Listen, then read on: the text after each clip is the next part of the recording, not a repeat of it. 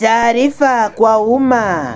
Chama cha makatuni Tanzania, yaani CHAMATA, kimelaani kitendo cha media za kimataifa kama CNN, BBC, DW kwa kutoitendea haki serikali ya Jamhuri ya Kibinadamu kwa kuripoti habari zinazobezi upande mmoja.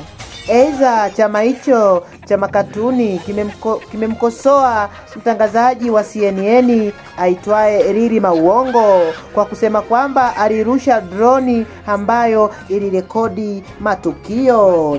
Kusema kweli si dhambi, lakini kupiga punyeto ya habari bila vyanzo sahihi, hiyo ndio dhambi ya kitaaluma.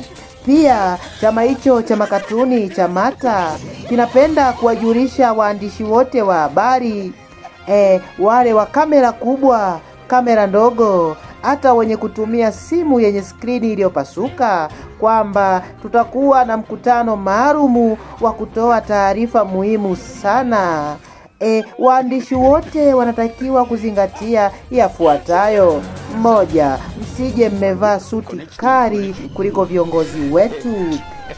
Mtatuchanganya kwenye kupiga picha. 2. Maswali ya kizushi hayaruhusiwi isipokuwa kama ni ya kutuchangamsha. 3.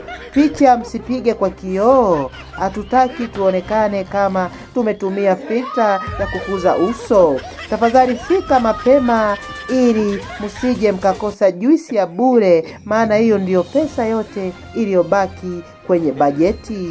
Kusema kweli si dhambi, lakini kupiga punyeto ya habari bila vyanzo sahihi, hiyo ndiyo dhambi ya kitaaluma. Asanteni sana kwa kunisikiliza.